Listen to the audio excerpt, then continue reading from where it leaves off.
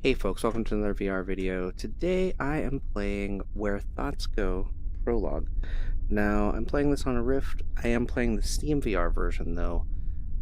It does say that this experience is designed to be played alone in a quiet place, so sit down and relax. I am doing that. At times the experience will use your microphone. Make sure it's plugged in. It absolutely is. You'll see that the image is changing as I speak. That's a good sign.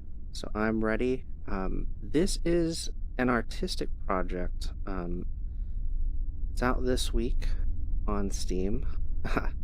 Of course, a privacy policy, because you're actually recording items that other players will hear in the future. The entire progress, from what I understand, of this experience is other user generated. So I'm about to become a part of that user generation.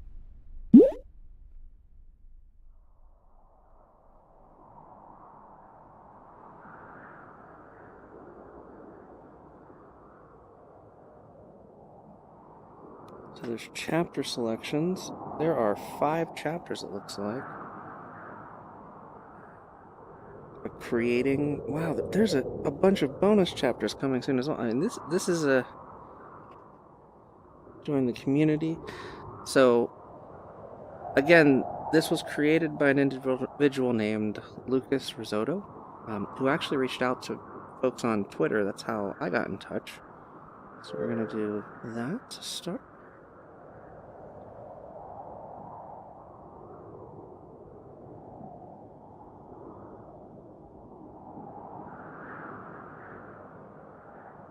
There are no right answers. Okay.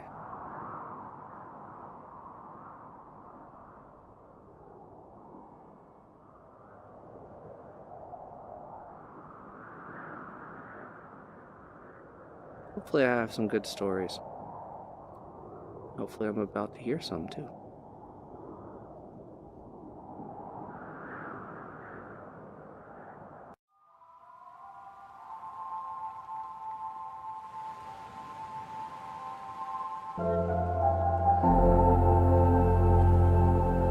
Chapter 1.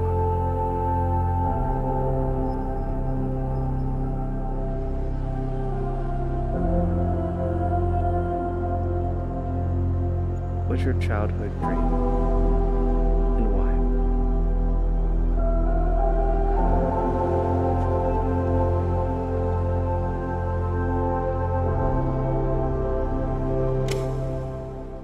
So when I was a kid, I used to love to read, and I would stay up till all hours of the night reading. And I dreamt that I was a writer and that I would make up these stories that everyone loved, and other little kids everywhere would get to read.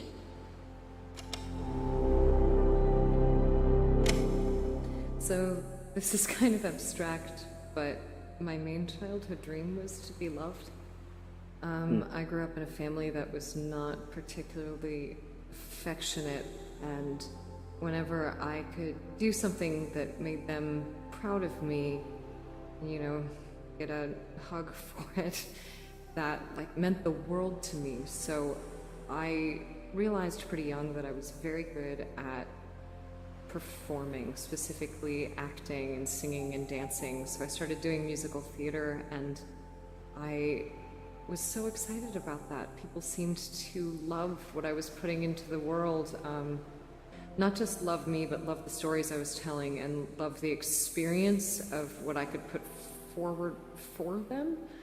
And that was just totally addictive for me. I wanted to tell stories for people and make them happy, make them feel loved through the stories that I could tell. And now I make video games professionally, so that totally worked out.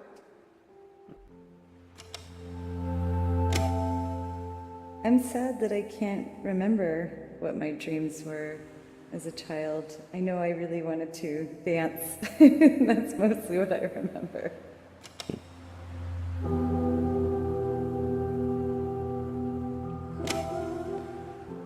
I can't really remember all of the things I wanted to fly to space. That guy's got a similar dream to my own, but let's see what happens.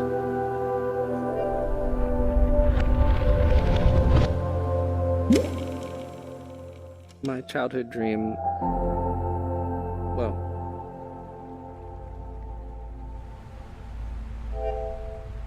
Let's try again. I messed up. No. I screwed up. How do I go back?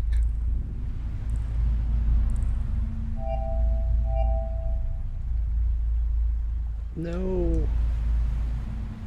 Well, I'm just gonna say what my childhood dream was. I always dreamt of flying. I wanted to be an astronaut. And that dream was kind of shattered when the Challenger disaster happened. Sorry that I just broke your theme here. We'll get better this time. I promise.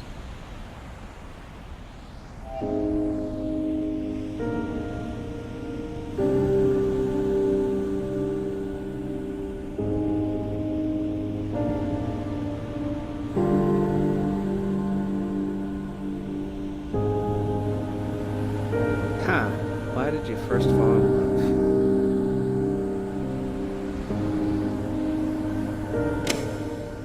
I fell in love when I was 16 because I think I thought that's what people were supposed to do.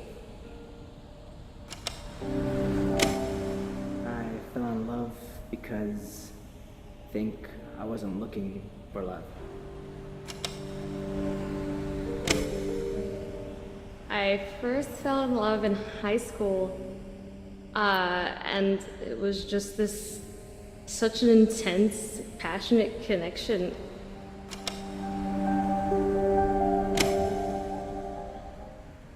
I think I fell in love the first time just because I thought that's what people do. I thought, with any relationship, you just dive right in and give it your all, essentially. So that's what I did, and it was great. As many first relationships do, it lasted a long time and sort of ended with a whimper. Yeah. Alright, so I know the drill this time. There's lots and lots of stories here.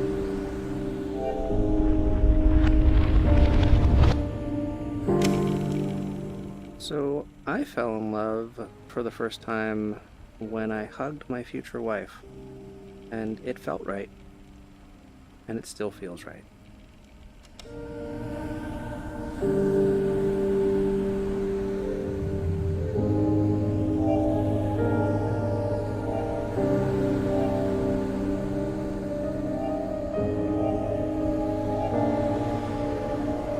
I forget how to advance.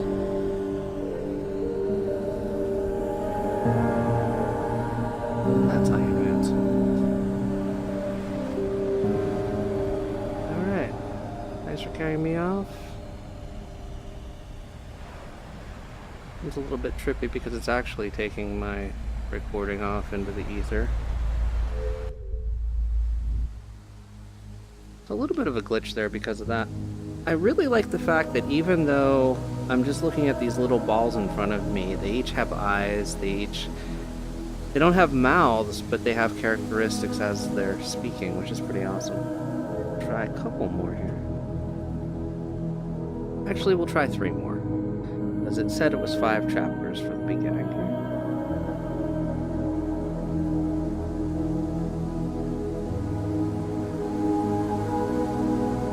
If you could give your past self a piece of advice, what would it be? I already know my answer. The piece of advice that I would give myself, my younger self, would be to just enjoy all the moments and cherish them in the present, and that the future will come soon enough.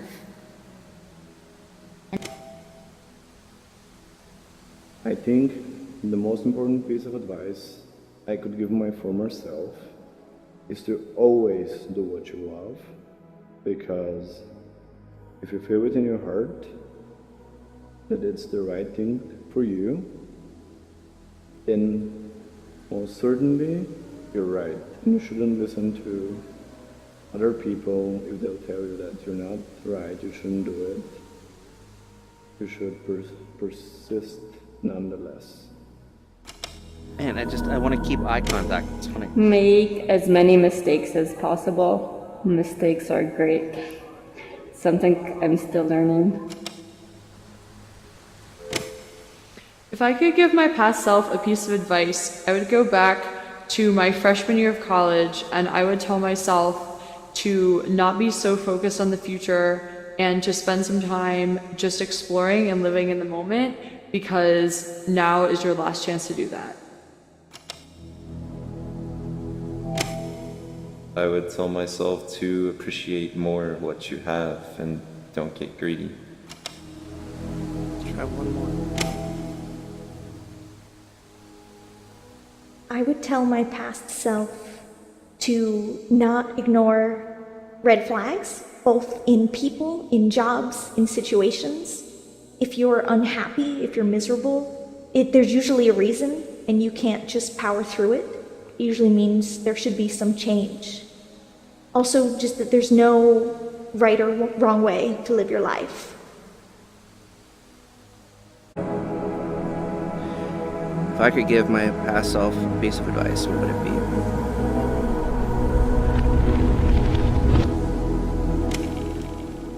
Okay, if I could give myself in the past a piece of advice, it would definitely be, it's okay to fail, and fail many times.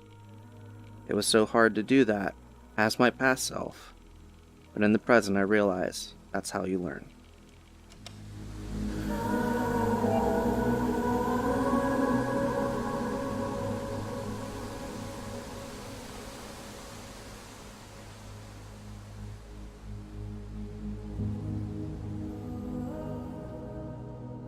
Goodbye, recording of myself.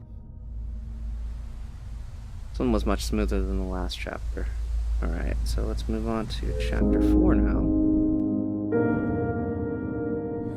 It's gotten dark and starry here. There's a lot of recordings in here.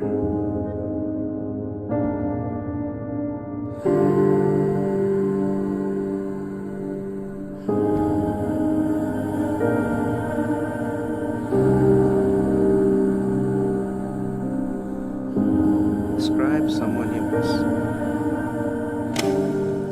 I miss my grandmother.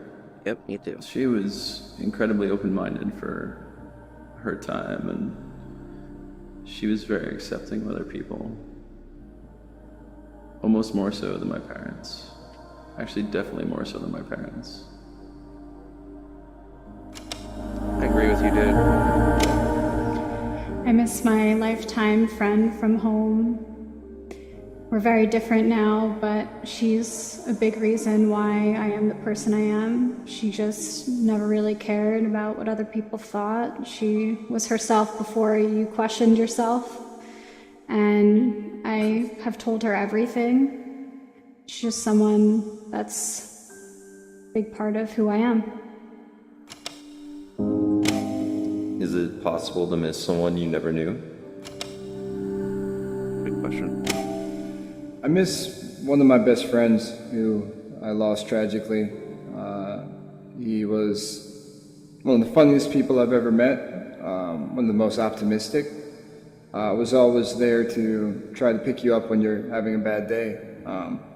And to see someone like that, leave so soon and at such a young age, it really made me understand the meaning of missing somebody. That you had there, throughout good times and bad. So, rest in peace, my friend. I miss you. I miss my childhood friends from back home. We talked about it a lot. We did everything together, and ever since I came here, it's just been, we never talked about anything at all. We lost touch, and I really miss them. Alright. Go with kind of the same answer as that first guy.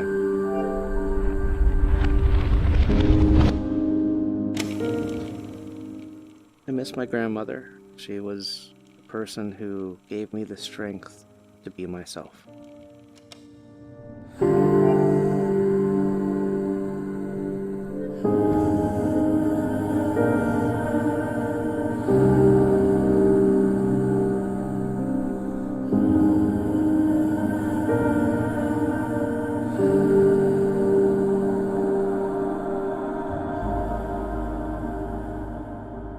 Goodbye, recording of me.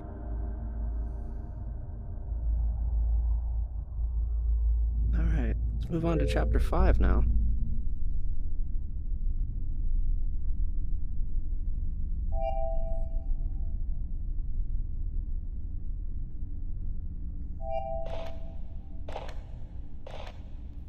Final chapter. That's a lot of letters.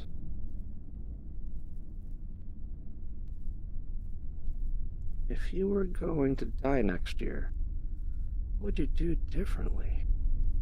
It's a very tough question. But think about it. I would spend more time with people and learning about them and myself and just trying to get close to being human.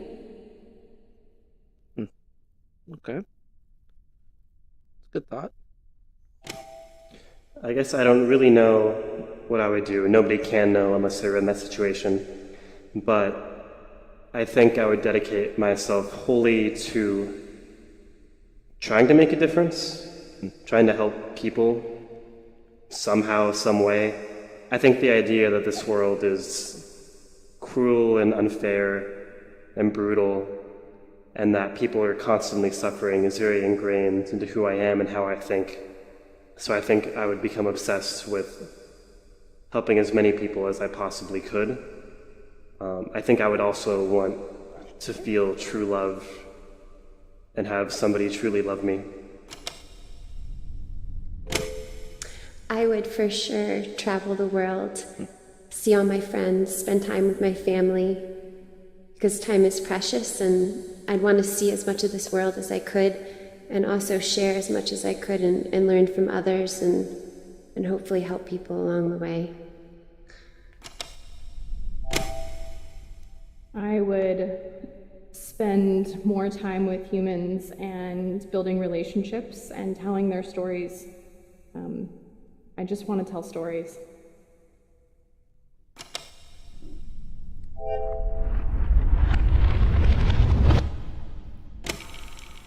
I don't think I would do anything differently.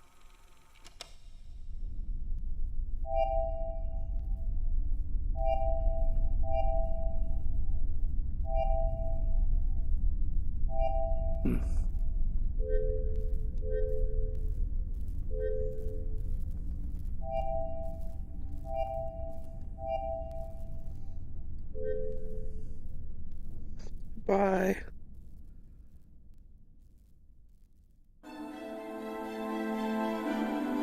And so that was Where Thoughts Go. At least the prologue, the first 5 chapters.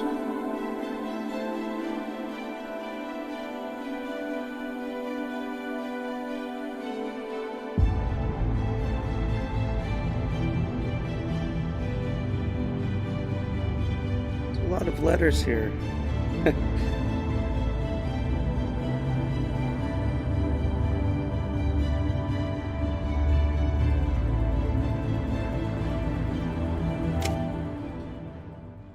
I miss my grandmother. She was the person who gave me the strength. That's me, to be myself.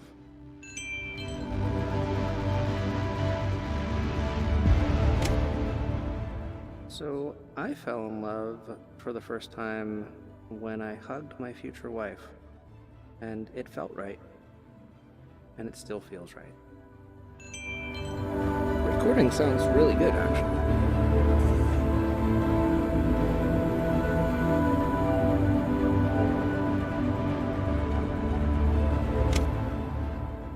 Okay, if I could give myself in the past a piece of advice, it would definitely be, it's okay to fail, and fail many times. It was so hard to do that as my past self, but in the present I realize that's how you learn.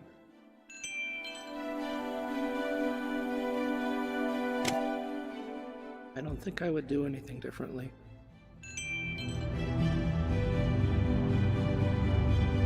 And this is the one that sadly didn't work out.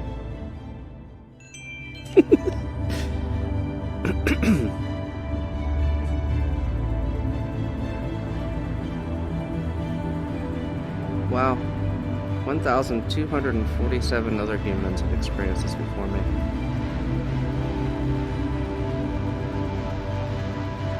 Definitely an experience I'd encourage everyone to check out.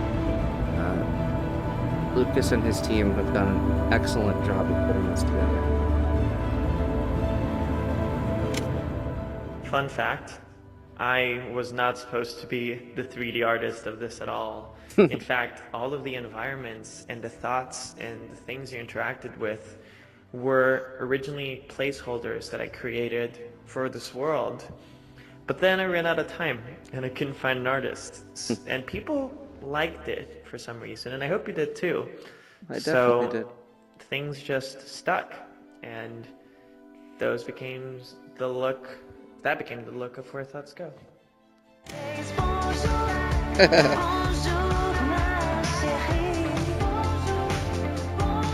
I think Laura cheated there.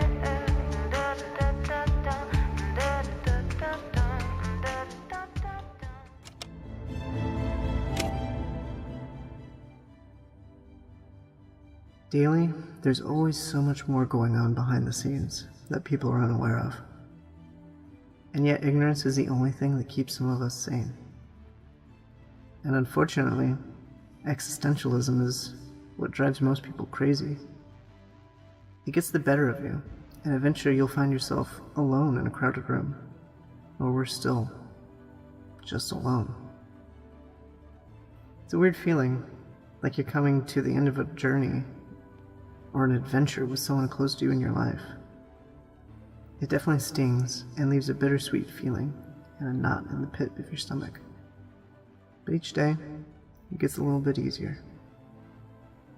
I miss a lot of people in my life, many of whom left lifelong impressions on me. Too many to count, really. But I still remember each one of them by name. The emotions I had around them, how happy I was to see them, to be with them. But every last one of our relationships has a beginning and an end. But it's the memories that you've made together that matter, and reliving them is probably what heaven must be like. Pretty profound, Mr. Hodgson. Today we come together to make time, make change, and make movement toward a safer and stronger future. There's a lot of fun things you can do with a door. Some of my favorite sounds in the world are big complex machines, air conditioners and cars that are idling. And it's not because they're epic and, complex sounds. It's that they're made up of so many little layers. And if you just keep listening, you can keep discovering new parts of it.